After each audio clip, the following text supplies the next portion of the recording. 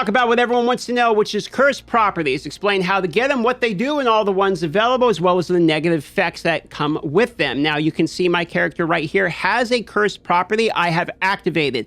The cursed properties, as well as the negative properties, will only activate once you have at least 2 of the same piece. This is very similar to set effects, where if you look and you do not have 2 pieces, you do not get the effect, with the addition of a negative effect on the cursed properties.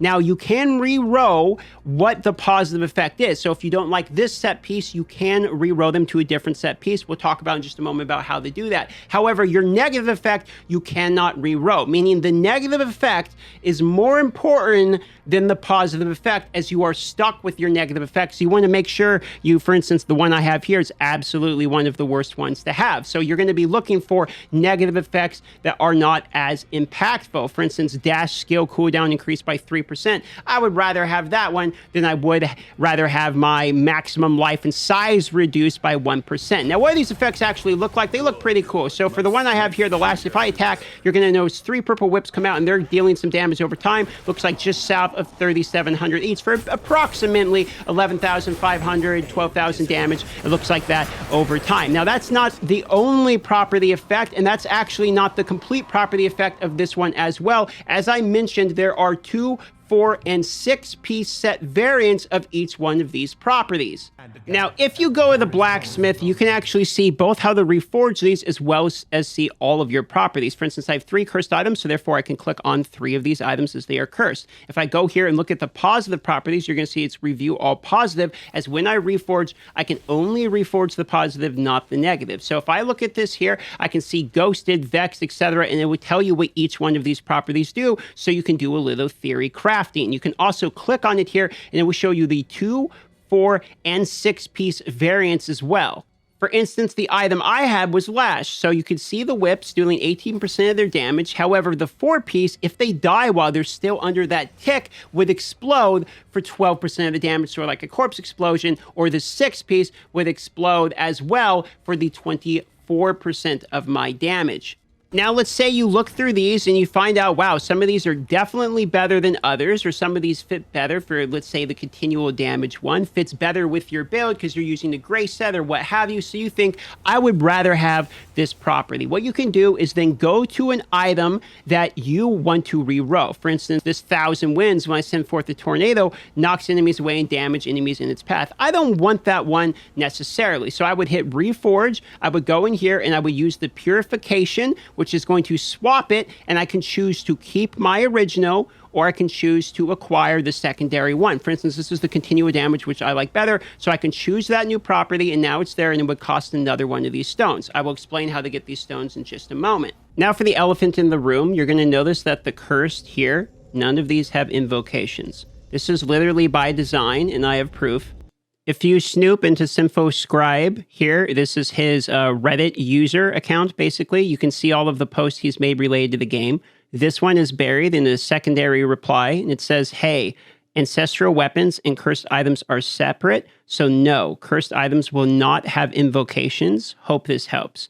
This means you need to force yourself into a decision whether or not you would like cursed properties or whether or not you would like your ancestral properties. When considering if you want to use cursed gear or ancestral gear, it is smart to keep in mind the cooldowns related to it. Some of these have long cooldowns, 90 seconds, etc., which don't seem like they get lowered in any way. If I look at Vex, for instance, 90 seconds. If I look at this one, it's 30 seconds. So some of them, like the Lash, like I have, are lower cooldowns than others, and some of them seem to have better effects than others. Now, if you look at ones like Nettle, they can actually be quite confusing when you read them. After you gain a shield, for the next 6 seconds, every time you're hit, you will counterattack, dealing 24% of your damage to all nearby enemies. This effect will end if your shield is broken and cannot occur more than once every 90 seconds. Now, you might read that and think, I can only have this effect happen once every 90 seconds, but that is correct. The effect happens. However, the counterattack dealing damage can happen for 6 seconds on every proc. So it's not necessarily like it's going to happen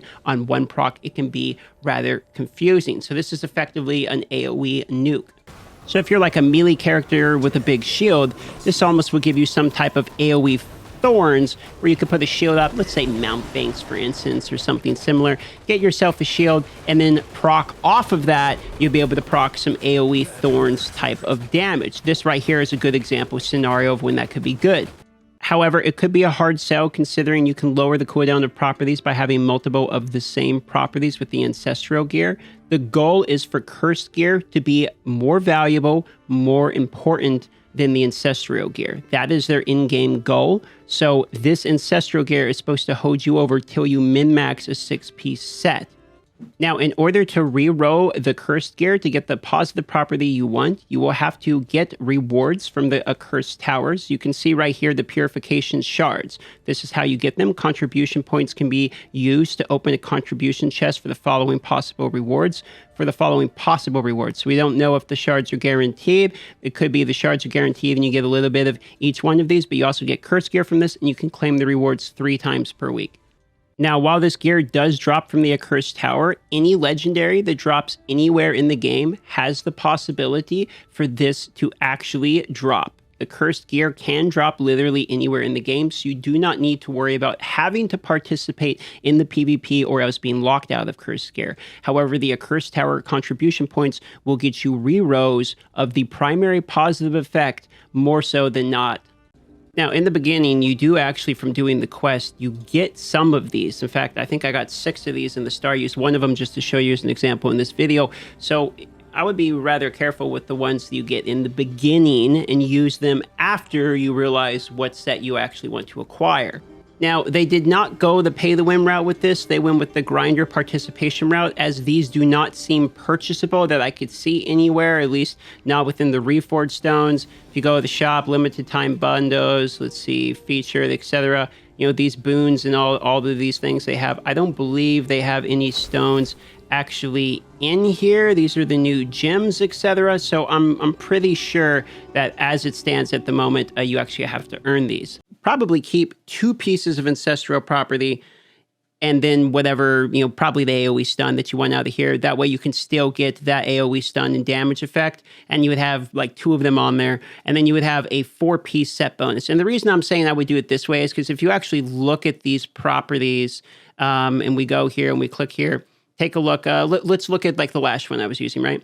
Well, when enemy dies, explodes for 12%. If I go to the 6% on my last one, it would just double the damage of the explosion portion only. But then I would have to have 2 more pieces of reduction of my stats, and I would have to lose Ancestral properties. So I could basically sacrifice 12% extra damage on the explode in exchange for the huge AoE stun and damage, which will factually be more damage, and I want to have the negative one. So I would probably do a 4-piece of that. Now, it depends upon which property you're doing. Some of them, the 4 pieces aren't as important, only 2 pieces important. So maybe you have a 2-piece Ghosted, 2-piece Vex. I don't know. This is just an example. And then a 2-piece of Ancestral property. So you can min-max them together is kind of the idea I'm going with that. So don't feel like, oh, the Cursed gear is just so trash because the Ancestral property is better that you're just literally never going to use them. I don't think that's the case. I think you're going to use some of them some of the time for some of the builds. That's basically it.